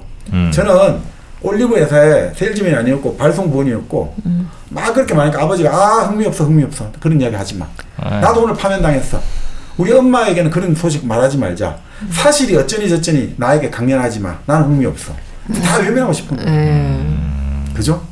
자기는 파면당해. 큰아들은 알고 보니 배달부원이었는데 세일즈맨이야. 이게 막 그러면서 이제 과거와 현재가 딱 교차하는 거죠. 이 과거 현재 교차하는데 윌리가 자의식을 가지면서 예전에 고등학교 낙제를 받았다고 자기 아들이 찾아왔을 때 그 보스턴의 호텔 방으로 갑자기 과거 환상이 나타나는 거죠. 현재는 여기 이 식당에서 이야기하고 있는데 또 과거 저쪽 장면이 나타나는 거예요. 그러면서 갑자기 전화가 이제 호텔방 다른 걸려오는데 윌리가 이런 말을 하는 거죠. 나는 없어, 끊어버려 하고 전화를 계속 끊거든요. 근데 말을 그렇게 하니까 지금 식당에 비프는 깜짝 놀란 거죠. 아버지가 지금 왜 저런 이상한 소리를 하지? 나 없어, 끊어버려. 그러니까 비프가 너무 놀라는 거죠. 아버지 정신 차리세요. 제가 앞으로 잘할게요. 지금 아버지는 과거로 돌아간 여기는 거예요. 지금 식당이고 그 식당인데 아버지는 과거로 돌아간 거죠. 예. 그 과거에서 이 보스턴 호텔에 아버지가 있는데 방문을 두드리고 있어요. 누군가가. 바로 맏아들 비프가 두드리고 있는 거예요. 가방을 들고 오늘 수학 낙제했는데 아버지가 가서 수학 선생님한테 말을 잘해가지고 이 수학 낙제 해가지고 고등학교 졸업 못하겠는데 이걸 잘 풀어주세요. 라면서 아버지를 찾아와서 가방을 들고 두드리고 있어요. 근데 이 아버지가 문을 열어줄 수가 없는 거예요. 왜냐하면 외도 중이라. 예, 딴 여자가 목욕탕에 있어요? 다른 불륜녀가 있는 거예요. 아이고. 그래서 결국은 아버지가 불륜녀 보고 절대 이 욕실에 나오지 마라 하고 네? 문을 열어줘요. 우리 아들이 왔네? 그러면서 아들이 막 이야기하는데 아버지가 이제 막 이래 달려오면서 이야기하는데 갑자기 욕실 문이 열리면서 여자가 나타나는 거예요. 아이고야. 이 아버지 아주 침착합니다. 윌리가 거짓말 잘하잖아요. 이 사람은 아버지 회사에 거래한 사람인데 그 투숙하는 방이 지금 페인트 칠을 한다고 그래서 샤워를 잠시 못한데 해서 아버지가 여기서 샤워만 하고 가라고 지금 여기 있는 거야. 절대 오해하지 마라. 이렇게 되고 있는 거죠. 근데 여인이 깐족깐족 거릴 거잖아요. 깐족깐족거리면서 그러면서 나갈 때 그 스타킹 한 상자 말고 2상자 주세요. 이런 식으로까지 딱 이야기하는 거죠. 그때 이제 비프가 눈물을 펑펑 흘리는 거죠. 그러면서 이제 대학 안 들어갈 거예요. 아버지는 어머니의 스타킹을 저 여자한테 줬어야 되는 거예요. 이 스타킹이 중요하거든요. 엄마는 그 스타킹을 구멍난 거를 꿰매고 신고 있는데 아버지는 불륜되게 스타킹을 한 상자 2상 줬고 이 아버지는 뭐냐고. 그러면서 아버지한테 비프가 거짓말쟁이 사기꾼이라고 욕을 해요. 그 전까지 이제 아빠가 나한테 시켰던 아니면 자기가 했던 거짓말이 그냥 아버지로서 그냥 우리 멋진 아빠가 하는 장난처럼 뭐 느껴졌던지 아무튼 그렇게 심각하게 느끼지 않았는데 이 순간 진짜 아빠가 사기꾼처럼 느껴졌나요? 진짜로. 그러니까 여기서 이제 거짓말쟁이, 가짜 사기꾼 하는데 페이크란 이제 거짓말쟁이 가짜로 나오거든요. 페이크. 우리 페이크 뉴스 같은 연구 논문을 보니까 이렇게 나와 있더라고요. 그게 아버지를 가짜 사기꾼으로 규정한단 말이죠. 가짜 사기꾼. 이때 페이크가 단순하게 거짓말만 하는 게 아니라 결국 이 아버지가 남의 가치, 타인의 가치를 모방해서 흉내내면서 살고 있었다는 거죠. 그러니까 아버지가 갖고 있는 꿈은 가짜 꿈이라는 거예요. 그 아버지가 맨날 하는 거 있잖아요. 내가 말이야 시장님 만나고 어딜 가도 사람들이 나한테 잘해주고 이러면서 막 그런 걸 하는데 그게 가짜라는 거예요. 그리고 그 가짜 꿈을 자기한테 야 너는 말이야 도둑질하고 괜찮아. 너는 뭐 최고의 스타가 될 수 있고 너는 이런 식으로 남의 삶을 모방해왔다. 이게 사기의 삶이고 가짜의 삶이다. 라는 의미에서 이제 페이크란 말을 썼다고 봐요. 네. 그러니까 아버지는 가짜예요라는 건 아버지 인생은 한마디로 말해서 진짜 아버지의 꿈은 없어요. 이런 거죠. 이거죠. 근데 사실 아버지도 이게 참 재미있는 게 결국 불륜의 장소는 물론 호텔이겠습니다만 호텔의 투숙객이잖아요. 호텔은 우리가 다음날 체크아웃 시간이 되면 떠나야 되잖아요. 그러니까 마침 이게 세일즈맨의 속성이잖아요. 소속되어 있는 것 같지만 결국 우리는 시간이 되면 떠나야 되거든요. 회사를 다니고 우리가 조직을 다닌다지만 시간이 되면 우리는 나와야 되거든요. 그러니까 항상 고독하단 말이에요. 항상 쓸쓸한 거죠. 그걸 우리가 그 공황을 메꾸기 위해 가지고 막 거짓말도 하고 이 회사가 내 없으면 안 들어가게 뭐 내가 최고야 하지만 결국 그거는 그 공허함 때문에 나오는 거고 그걸 공허함을 달리기 위해서 결국은 불륜을 하는 거죠. 근데 그 불륜은 그 공허함을 구원해주는 위로와 그런 사랑이 아니고 결국은 일시적인 쾌락이잖아요, 사실. 그러니까 결국 그것은 결국은 무의미한 시간 되면 어차피 호텔 나와야 되듯이 그건 시간 되면 또 다시 나와야 되거든요. 그러니까 그런 거 아니냐. 그래서 참 이게 호텔 방에서의 불륜이 드러나고 거기서 윌리의 삶의 어떤 가짜 그리고 아들은 아버지에 대한 믿음이 와르르 무너져 내리는 거. 그리고 그날 이제 자기 꿈도 다 접는 거죠. 그래서 와서 운동화를 불태우는 거. 내 꿈을 불태우는 거죠. 자, 다시 현실이 됐습니다. 그러니까 아들들은 결국 아버지를 홀로 두고 그냥 나가버려요. 그 여자 2명 제니콜 여자 따라 나가요. 그러니까 아버지 혼자 가만히 있다가 정신을 깨워보니까 아들들은 없어요. 그래서 우리 아들들은 손님들 나가셨습니다. 그러니까 이 아버지는 세일즈맨이지 않습니까? 품위를 지켜야 되잖아요. 지금 돈이 없지만 그 웨이터에게 뽀이에게 $1를 딱 팁을 내는 거예요. 그러니까 뽀이가 아드님에게 받았습니다. 괜찮습니다 하면서 일단 받는 척 하다가 가시라 하면서 다시 1달러를 집어넣어줘요. 행색이 초라하고 야, 너무 충격받은 게 보이잖아요. 네. 그래서 이 아버지가 뭘 해야 되지 하다가 씨앗을 사러 가야겠다는 거예요. 우리 집에 씨앗을 심어야겠다. 식물 이런 거 이것도 심고 뭐 이런 거 있잖아. 호박도 심고 뭐도 심고 갑자기 씨앗을 심어야겠다. 그러니까 결국은 이 도시라는 삶 속에서 이 아버지는 전원, 자연이라고 할까? 이것의 느낌을 결국은 이 냉정한 어떤 도시의 정글 같은 세계 속에서 뭐 씨앗을 심어야겠다고 생각했는지 하여튼 씨앗을 심으러 살아나갑니다. 그러니까 결국은 어떻게 보면 참 이런 느낌이 듭니다. 그러니까 아버지도 끊임없이 자기만의 세계에 살아가고 있잖아요. 아들들하고 진정한 이야기를 안 나누려고 계속 그때그때 임기응변하고 거짓말을 하고 이렇게 되니까 자기를 지워야 되잖아요. 그리고 아들은 나하고 다르다. 분리를 해야 되는데 타자는 분리가 돼야 되는데 그 분리를 안 하니까 근본적으로 비극이 생겨나는 거 아니냐 이거죠. 내 가족이 나와 독립되어서 존재한다. 그래서 그걸 인정해야 되는데 그게 인정이 잘 안 되잖아요. 내가 너를 어떻게 키웠는데 내가 너를 어떻게 키웠는데 너가 나를 배신할 수 있어 이런 식으로 하면서 비극은 항상 일어났지 않습니까? 그러니까 결국 이제 이 와중에 아들들이 이제 집에 돌아왔어요. 어머니 린다가 너희들은 짐승이야 라고 욕을 하는 거죠. 어떻게 너희들은 아버지를 거기 두고 버려두고 올 수가 있니? 둘 다 나가거라. 다시는 돌아오지 마라. 이렇게 하는 거죠. 그러니까 아버지는 이제 마당 속에서 막 씨앗을 심고 있는 거예요. 근데 그때 이제 환상 속에 형님 벤이 나타난 거죠. 벤한테 이야기를 해요. 형님 제가 지금 계획이 세웠습니다. 23,000달러를 받는 계획이 세웠습니다. 확실한 이건 계획이에요. 그러니까 형이 어리석은 짓 하지 마라고 해요. 네. 아니 그렇지만 2만 달러면 내가 아내나 아들들에게 남겨줄 수 있어요. 그리고 내 장례식에는 사람들이 구름처럼 몰려들 거예요. 이제 사고를 일으켜서 죽고 23,000달러 보험금을 자식이 주겠다는 거죠. 참. 내가 죽으면 뉴욕, 메인, 매사추세츠, 버몬트, 뉴햄프시에서 내 아들들이 깜짝 놀랄 만큼 어마어마한 사람들이 몰려올 거예요. 그때 비프는 알 거예요. 너 애비가 어떤 인물이라는 것을. 그래서 다시 현실로 돌아옵니다. 돌아와 비프가 아버지에게 나는 이제 다시는 이 집에 안 돌아올 거예요. 다시는 안 들어올 거예요. 이런 이야기를 하는 거죠. 그러니까 밀리가 말려요. 너 절대로 이 집에서 나가지 마라. 너는 어디를 가도 그 원망하는 마음을 고치지 않으면 너 신세는 망친다. 너가 허송사로 하게 된 것도 바로 그 원망하는 마음이 때문이다. 아비를 원망하니까 너가 인생이 잘 되겠냐. 그렇게 말하니까 비프가 갑자기 호스를 딱 꺼내가 식탁에 놔버려요. 그래서 아버지가 이런 짓 하시는 것보다 100번 낫지 않아요? 아버지가 만약에 목숨을 끊으려 해도 아무도 동정할 사람 없고 눈물 한 방울 아무도 안 흘릴 거예요. 막 이러면서 이제 비프가 진실을 이야기합시다. 이제 완전 파국으로 가는 거죠. 제가 그동안 왜 석 달 동안 주소가 없었는지 아세요? 자, 오늘 진실 이야기합시다. 오늘 한번 이야기 다 해보시자는 거죠. 그러면 자기가 왜 석 달 동안 연락이 안 됐는지 아냐고.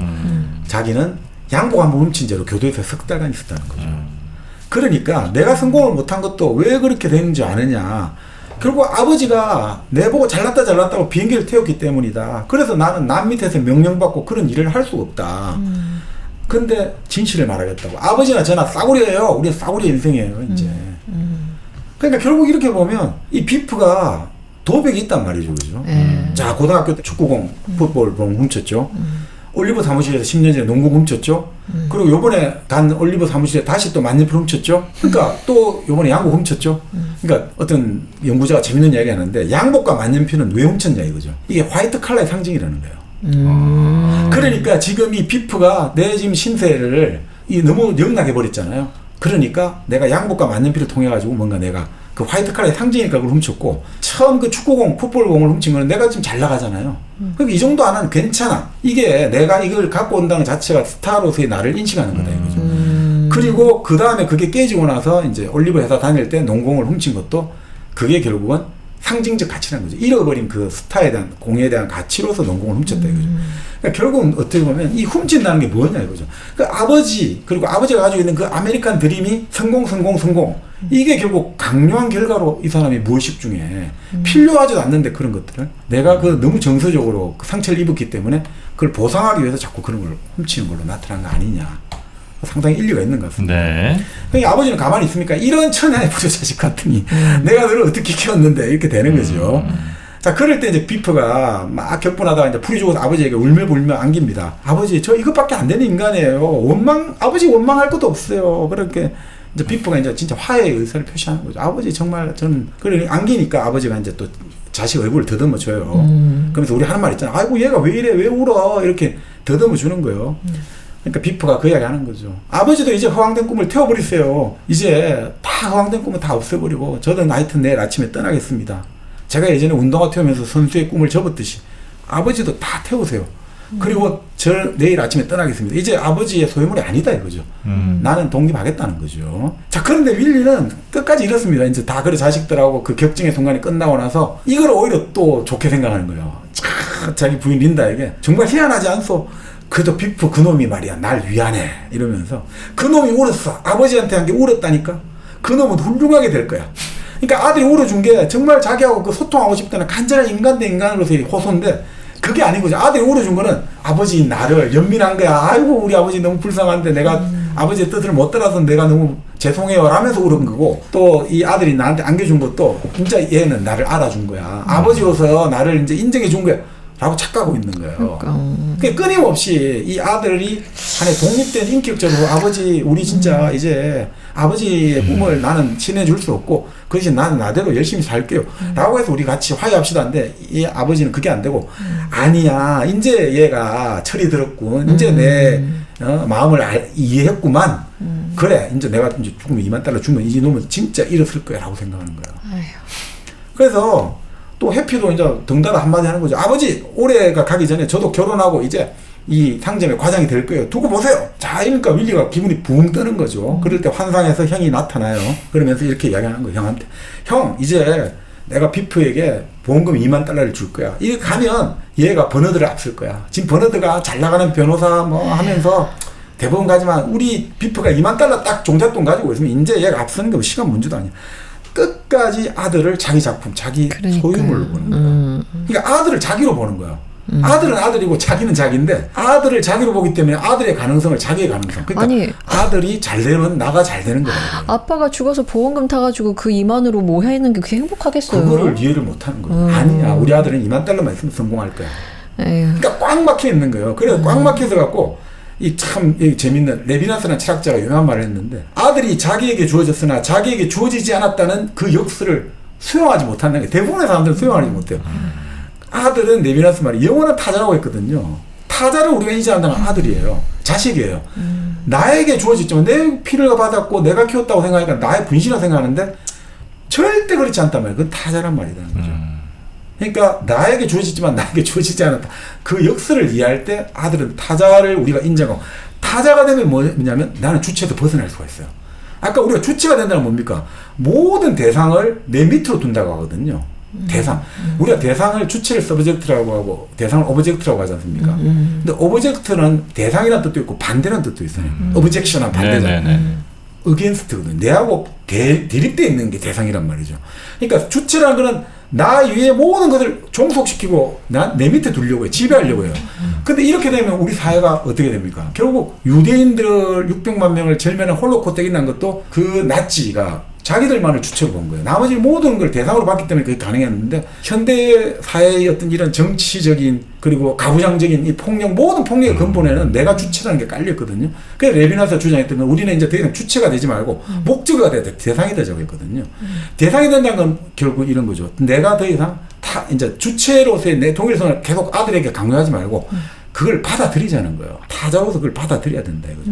근데 이 윌리는 단 한 번도 아들의 바깥에 서려고 하지 않아요. 아들을 자꾸 내하고 똑같이 안에 있다고 생각하는 거예요. 아들을 바깥에 서려고 하지 않아요. 아들이 목적가 될 생각을 안 해요. 아들은 난데 내가 생각하는 대로가 최고 좋은 거야 라고 하는 거죠. 그러니까 어떻게 보면 자기 희생의 삶을 살아왔다고 볼 수 있지만 맞지 않습니까? 아버지는 너희들을 위해서 어떻게 보면 자기 희생이 아니라 자기 고집을 계속 반복해온 거예요. 내가 갖고 있는 그 고집만을 반복해왔고 그래서 비프가 그 이야기 하면서 우린 이 집에서 단 10분도 진실을 말해본 적이 없다고 말을 한 거예요. 이 집은 거대한 거짓의 연속으로 살았다. 그러니까 결국은 윌리가 자살을 선택하는 것도 결국은 자기가 물러서서 아들의 삶을 인정하는 게 아니라 재밌는 표현을 하더라고요. 삶에 대한 급진적 사랑의 표현으로서 자살을 계획한다는 거죠. 삶을 너무 사랑하니까 자살하는 거죠. 무슨 말이냐? 삶을 향해서 삶으로부터 도피하는 거예요. 이 참 역설적이죠. 삶을 너무 좋아하기 때문에 삶으로부터 벗어나려고 하는 거예요. 왜냐? 자살을 통해서 아들은 내하고 동일체잖아요. 자기의 아들의 삶을 다시 한번 새롭게 만들어주려고 하는 거예요.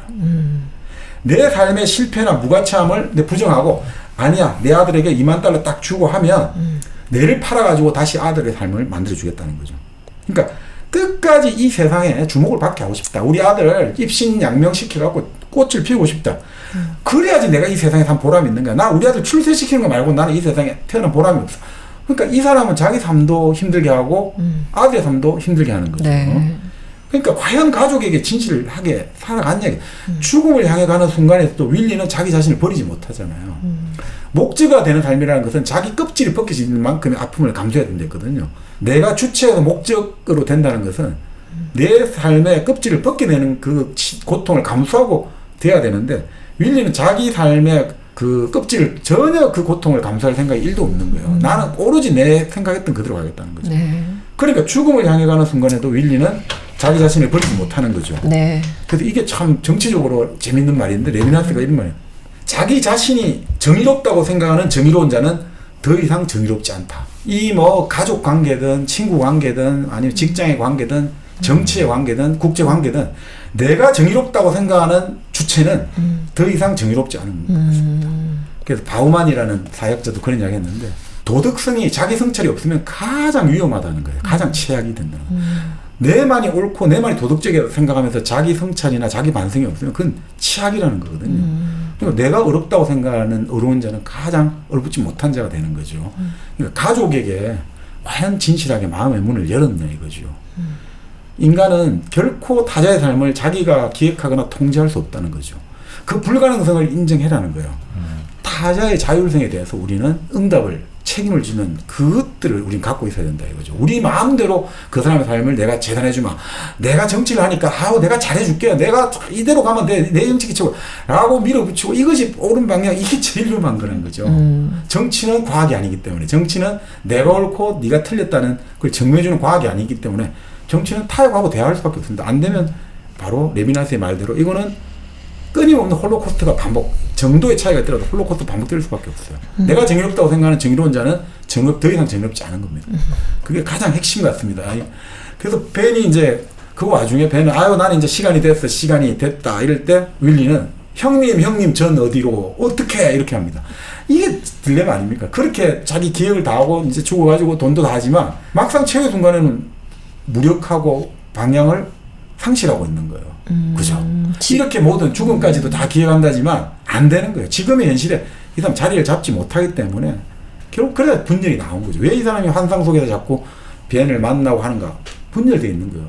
이 삶 속에서 무력감 속에서 이 지금 현실을 받아들이지 못하고 끊임없이 다 갇혀 있는 거죠. 그러니까 어떻게 보면 끊임없이 자식들에게 큰 소리 치고 하는 것도 이 경쟁사회 속에서 우리가 감상적이 되고 눈물을 흘리면 이거는 지는 거야. 이건 패배하는 거야. 그래서 끊임없이 절대 남자는 눈물을 흘리면 안 돼. 남자는 절대 자기 마음을 보여주면 안 돼. 라는 식의 잘못된 거래의식을 갖고 있다 보니까 네. 진실을 대면하지 못했고 그게 결국은 허식을 벗고 진정한 자기 마음을 고백할 때 그것이 가족과 주변 사람들과 진실로 나아갈 수 있는데 그러니까 그때 자기 아들 비프가 눈물을 흘리고 포옹을 해달랬을 때 그때 마음을 열어야 되는데 끝까지 안 되잖아요. 아니야 이제 비프가 내를 알아줬어. 얘 앞으로 2만 달러만 있으면 잘 될 거다 라고 생각하는 거죠. 자기 중심의 사고에서 결국은 벗어나지 못하는 거죠. 그러면서 연극에서는 왔다 갔다 하다가 집을 막 급하게 나서서 사라집니다. 그럴 때 자동차 떠난 소리가 나고 전속력으로 질주하는 소리가 나는 거예요. 그러면서 린다가 안 돼 소리가 나오고 아들은 아버지 하면서 이제 음악이 팍 강적인 소리로 깨어지고 첼로 소리 한 줄이 부드럽게 진동하면서 이제 산막은 아니고 네. 여기서 이제 일종의 막이 조금씩 바뀌는 거죠. 비프와 해피가 이제 상장이 붙은 재킷을 입고 음악은 장성곡 레퀴엠이 쫙 나옵니다. 이게 산막 같아요. 자, 이제 장례식의 무덤입니다. 뉴 잉글랜드 전역에 다 온다고 자랑했잖아요. 그래 아버지가 누군지를 알 거야 했는데 모인 사람은 고작 5명이에요. 가족 자, 포함해서요? 가족 자기 부인 린다, 그 비프, 해피, 그 다음에 옆집 친구 찰리 아들 버너드 딱 5명 모여 있는 거예요. 이 무덤에. 그래서 린다가 말해줘. 왜 아무도 안 오지? 왜 아무도 안 올까? 참 초라하고 외로운 장례식이죠. 찰리가 한마디 하는 거죠, 친구가. 그냥 세상이란 본래 야박한 곳이에요. 아니 우리 남편을 욕을 하나요 누가? 아니 아무도 욕할 사람 없습니다. 그냥 세상이 본래 그런 것이에요. 자 그러면서 린다 그 이야기하는 거죠. 아니 왜 우리 남편은 이런 선택을 했죠? 왜 하필 이런데? 35년 만에 처음 빚을 다 갚고 이제 홀가분해졌는데 이번 달 이제 우리 집에 마지막 할부 다 끝났는데 왜 죽어? 이런 거죠. 그러니까 비프가 그 이야기 하는 거죠. 비프가. 그래 우리 젊었던 시절도 있었죠. 아버지가 일요일이면 현관을 뚝딱뚝딱 수리를 하고 지하철도 고치고 베란다로 새로 만들고 차고도 만들고 찰리 아저씨 아버지는 사실 물건 파는 일보다 현관 만드는 일이 더 능숙하시는 것 같아요. 그러니까 사실은 이 아버지가 세일즈가 아니라 사실은 그러니까 레이버 노동을 하는 게 아니라 워크 작업을 했어야 됐다 이거예요. 오히려 아버지는 그렇게 자연 상태에서 오히려 그런 일을 하는 게 더 나았는데 누군가 남이 만든 물건을 파는 것들 누군가에게 얹혀 있다는 게 사실은 아버지의 어떤 본성이 아니었던 것 같다. 아버지는 근데 허황된 꿈에 사로잡혔다. 그 만났던 사람이 막 전화 한 통화로 84살 된 사람이 물건을 팔고 여기에 너무 매혹된 거 아니냐. 형이 정글에 갔다가 다이아몬드 광산 그게 매혹된 거 아닌가. 사실은 아버지는 물건 고치고 수리하고 이런 게 자기에 맞을 수 있는데 그래서 비프가 그 이야기는 아버지는 좀 가당치 않은 꿈을 갖고 계시던 것 같아요. 아버지는 어떻게 보면 시골에서 향유를 하면 되는데 무소유의 향유를 하면 되는데 너무 성공에 집착해 해가지고 실패한 거 아니냐. 근데 이게 사실은 지금의 모든 사람들의 꿈이잖아요. 사실 성공한 사람보다 평범한 소시민들이 더 성공신에 갈망을 하고 사로잡히잖아요. 성공한 사람들보다 옆에 사람들이 더 난리를 친단 말이죠. 아 성공 저렇게 하는 거. 그게 왜 그렇겠습니까? 저 성공을 향해서 우리가 우리 시골에 가서 살래 일탈을 잃어버리면 우리가 경제적인 무능력 상태에 빠지니까 아니야 무조건 우리는 성공신화로 무장해야 돼. 이렇기 때문에 더 성공에 갈망하게 되고 더 성공한 사람보다 더 성공신화를 더 외친다 이거죠. 반복하는 것들. 그러니까 결국은 그 아버지도 결국은 내 적성이 여기에 더 맞고 내가 여기에 더 잘할 수 있는데 아니야 이 사회에 생존해야 돼. 그러면 우리는 지금 제일 좋은 직업을 택해야 돼. 세일즈면 84살까지 잘 먹고 잘 살 수 있어. 여기에 따라가다 보니까 결국은 오히려 이 아버지의 정말 삶은 너무나 힘든 삶이고 가짜의 삶 아니었냐라고 말을 하는 거죠. 그러니까 이제 결국 물론 이게 이제 사회적 구조의 문제가 있죠. 개인적인 한계가 아니라 사회가 그런 걸 요구하니까 아버지도 그걸 따라갈 수밖에 없던 거죠.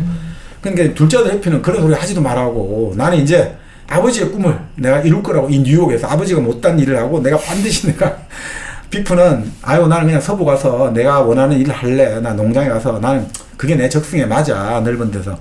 그런 이야기를 하는 거죠. 그래서 찰리는 그런 이야기를 하는 거죠. 너희 아버지 나무랄 사람 아무도 없어. 외판이라는 사람은 꿈이 있어야 되잖아. 항상 반짝이는 구두에 미술을 지으며 저 멀리 푸른 하늘 밑을 달리는 사람인데 세상 사람들이 반겨주지 않으면 그건 지진이 일어나는 거랑 똑같은 거야. 더 이상 너희 아버지는 버틸 수 없었던 거야. 더 이상 너희 아버지 평생을 외판으로 살아왔는데 갑자기 더 이상 외판을 하지 말라고 하면 너희 아버지 삶에 지진이 일어난 거야. 쓰나미가 몰려온 거야. 그래서 아버지는 돌아가신 거야. 너무 그렇게 아버지를 그할 필요도 없다라고 말하는 거죠. 그러니까 부인은 끝까지 이런 거죠. 왜 뭐 때문에 그런 일을 저질렀단 말이오. 여보 나는 울 수도 없구려. 아무리 생각해도 알 수가 없구려. 오늘 마지막 주택 할부 부금도 냈단 말이오. 이젠 빚 없이 마음 편히 살 수 있는데 라면서 이제 조용히 울면서 퇴장을 하고 이제 플루트 음악만이 무대에 쫙 남고 무대에는 윌리의 집이로 아파트 건물이 우뚝 솟은 모습이 쫙 비추면서 막이 쫙 내지는 거죠.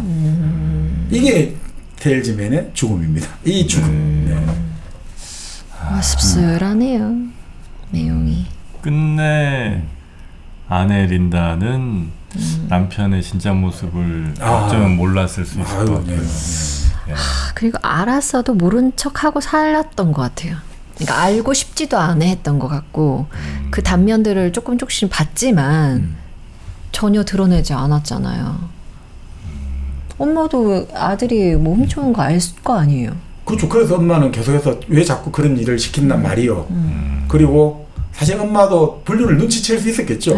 근데 이 가정을 지키기 위해서는 그 진실을 드러내면 안 된다. 그러니까 린다는 기본적으로 이 가정을 유지하기 위해서는 내가 참으면 된다. 그러니까 아까 비프가 말하잖아요. 이 집에서는 10분도 진실을 말해본 적이 없다고. 그러니까 사실 린다도 어떻게 보면 큰 어떤 허위 속에 동참하고 있었던 거죠. 린다는 왜 돈을 안 벌어왔어? 돈. 아니 40년대잖아요. 30년대, 40년대. 그 당시를 살아왔잖아요. 그때는 일 안 하나? 그렇죠. 네. 여튼 진실된 순간이 단 10분도 없었던 이 네. 곳이 어쩌면 근데 진짜 뭐 지금이라고 크게 다를까 네. 하는 생각이 좀 들긴 합니다. 네. 뭐 꼭 가정 아니라도 뭐 어떤 뭐 회사 사무실이라고 치더라도 네. 과연 거기엔 정말 진짜 진심들이 오고 갈까. 어쩌면 서로 뭐 허황된 혹은 뭐 이렇게 겉껍데기끼리들 서로 부딪히는 걸 수 있을 테니까 네, 뭐 그럴 수도 있겠다는 생각이 좀 들긴 하네요. 네. 그러니까 어떻게 보면 이제 세일즈맨의 죽음도 되지만, 그러니까 윌리가 가진 꿈이 어떻게 보면 좀 그릇된 꿈이잖아요. 그 아들들에게 저 공사장에서 모래 훔쳐오라 그러고, 또 사람은 내용보다는 뭔가 멀끔하게 외양이 중요하고 자꾸 거짓말을 했잖아요. 아버지가 말이야 뭐 어디 가도 차 아무 때나 주차할 수 있고 그런 것이 마침 대단한 것처럼 아들들에게 계속해서 강조했잖아요. 너희 아버지 벤이 얼마나 대단한 사람인지, 큰아버지 벤이 얼마나 대단하냐, 이런 식의 뭔가 자꾸 외향적으로 보이고, 그러니까 돈은 보이는 놈이 임자야. 정글에 가갖고 다이아몬드 광산 먼저 발견해갖고 수단과 방법 안 가리고 찜해버렸으니까 부자가 됐잖아. 이런 것들을 자꾸 자식들이 강조하잖아요. 그래서 자기가 못 이룬 꿈을 계속 자식에게 너희들은 그러니까 이걸 해야 돼라고 하니까, 그러니 결국 그런 것들이 결국 과연 그게, 물론 그런 것들이 이루어진 사람도 있겠죠. 근데 그게 이 자본주의 사회 속에서 과연 몇 프로나 이루어지겠습니까? 거의 99.9%는 안 되는 거잖아요. 네. 그러니까 그러면 결국 그 꿈이라는 것은 수단과 방법 안 가리고 그런 꿈은 정말 비윤리적인 폭력에 불과한 거잖아요. 끊임없이 자기가 갖고 있는 생각들을 자식에게 계속 세뇌를 시키려고 그러고, 내 꿈이 맞아, 그러니까 너희들은 나의 복제품이니까 내처럼 살아야 돼, 내가 갖고 있는 생각을 실현시켜, 이렇게 하면서 끊임없이 타자를 인정하지 않고 계속해서 내 것만 이렇게 하다 보니까 오히려 어떻게 보면 이 가족도 황폐해지게 되고, 사실 그렇게 내가 잘 나가는 수백 명이 올 거랬는데 장례식에는 달랑 5명만 왔다 이거예요. 결국 내 삶과 내 인생이 다 황폐해진 게 잘못된 꿈, 그 꿈이 어떻게 보면 죽은 거 아닌가, 이런 생각도 좀 드네요. 네. 예, 하여튼 세일즈맨의 죽음. 저는 요즘에 SNS를 하고 있는 많은 사람들이 어쩌면 이 세일즈맨처럼 윌리처럼 진짜 본질을 애써 외면하고 그 겉모습 내지는 하여튼 뭐 보여지는 거에 매우 치중하는 그런 모습과도 좀 닮아 있는 것 같기도 하다. 근데 네. 뭐 진짜 좋은 물건 팔았으면 저렇게 안 됐을 것 같기도 한데. 세일즈맨이? 네. 진짜 좋은 물건. 그리고 이제 뭘 팔았나는 별로 안 나오네. 예. 은하수판 물건 팔았으면 끝까지 잘 살 수 있었을 텐데. 오늘 이야기 따라가다 보니까 네. 제가 미처 광고를 신경 쓰지 못해서 마음고생이 많았겠네요. 네, 혼자 그 생각. 왜 안 하나? 네, 죄송합니다. 하여튼 이 세일즈맨의 그 큰 가방에 여러분 양배추 스틱, 또 레몬즙, 요즘에 정말 많이들 그렇습니다. 사 드시는 레몬즙도 있고요. 네. 또 소선당 한우도 넣었으면 어땠을까? 아유, 너무 좋습니다. 네. 네. 은하수팜에서 우리 땅에서 만들어지는 정말 많은 우리 농산물, 축산물들이 네. 아주 퀄리티 좋게, 그리고 이제 또 추석이 다가오기 때문에 네. 그 선물로도 또 준비하시기 좋은 제품들이 많이 제가 있습니다. 뭐 하나 좀 추천드려도 될까요? 뭐죠? 좀 친하다. 근데 큰 돈 쓰고 싶진 않다. 그럼 뭐 홍삼 아르기닌. 그다음에 이거 좀 아리까리한데 하면 좀 사과즙 어떨까? 그래요? 그 1+1 이렇게 주니까 반반씩 이렇게 해가지고. 사서 반 나먹고 반 선물 줄 수도 있고, 아니면 좀 애매한 애들 둘 나눠줄 수도 있고, 네, 그렇게 합리적 가격으로 좋은 선물들 누리실 수 있는 은하수팜 꼭 한번 방문해 보시기 바라겠습니다. 네. 자, 그리고 1kg 커피도 빼놓으면 안 되겠죠? 네, 1kg. 더보기란에 보시면 네. 그 1kg 커피 1당백 전용 이제 들어갈 수 있는 링크가 걸려 있습니다. 네, 거기 들어가시면 정말 여러분만 누리실 수 있는 시크릿 혜택이 여러분께 또 있으니까요. 가능하면 이번 기회에 한번 1kg 커피 만나셔서 한번 소비를 해보시고 선물도 한번 받아보시고 그리고 주변 분들께도 한번 알려주시면 참 좋을 텐데 뭐 거기까지는 안 바르겠습니다만 하여튼 보시는 여러분이라도 1kg 커피 많이 사랑 좀 해주시고 그래서 이제 또 가을 이제 슬슬 조금 선선한 바람 붑니다. 네. 여름 또 따뜻한 커피 생각이 날 때가 되죠. 네, 1kg 커피와 함께 향긋한 가을 또 독서의 계절 함께 하시면 좋겠습니다. 이 행사는 9월 30일까지래요. 네. 그러니까 기간도 정해져 있으니까 이 기간 내에 구매하시기 바라겠습니다. 할인율이 아주 셉니다. 아, 그래요? 네. 이때 또 저도 사야겠네요. 네. 자, 그러면 여러분들 오늘은 저희가 세일즈맨의 죽음 아서 밀러의 정말 유명한 희곡 저희가 벌써 다뤘었어야 되는데 늦어진 이 책을 오늘은 여러분께 소개를 해드렸고요. 연극 한번 보시거나 아니면 책 한번 보셔도 대단히 좋을 것 같습니다. 특히 희곡은 연극으로 볼 때도 물론 재밌습니다만 또 책으로 읽으면서 그 장면을 상상해보는 것도 매우 또 흥미로운 일이라 그렇게 한번 같이 즐겨보시면 좋을 것 같네요. 그리고 이게 세일즈맨의 죽음을 이번 주 했지 않습니까? 네. 근데 이게 공교롭게도 좀 연계되는 게 저희가 다음 주에 그 아주 유명한 영화가 지금 개봉되지 않습니까? 어쩔 수가 없다? 예. 그 원작이 X라고 이 사실 세일즈맨의 죽음하고 괴를 같이 하는 소설이거든요. 그래서 이제 바로 세일즈맨의 죽음에 이어가지고 다음 주에 예고를 드리는데요. 그거 보면 참 재미가 있습니다. 이 세일즈맨의 죽음하고 다시 연계해 보시면 1949년에는 이런 식으로 위기를 나름 뭐 솔루션이 있었다면 2000 그 배경은 1990년대 말입니다만 50년대 이제 솔루션은 이렇게 달라졌구나. 그렇게 한번 비교해 보셔도 아주 재밌을 것 같습니다. 알겠습니다. 자, 오늘 다른 날보다 조금 뭐 길어진 것 같긴 합니다만 여러분도 흥미롭게 들으셨을 수 있을 거라 생각을 하고요. 아마 가족관계 이름 때문에 조금 뭐 이렇게 헷갈리시는 부분이 있을 텐데 한번 더 들어보시면 귀에 쏙쏙 잘 들어올 겁니다. 자, 그럼 저희는 오늘 여기서 인사드리고 다음 시간에 더 좋은 책, 재밌는 책으로 찾아뵙도록 하겠습니다. 함께해 주신 여러분 고맙습니다.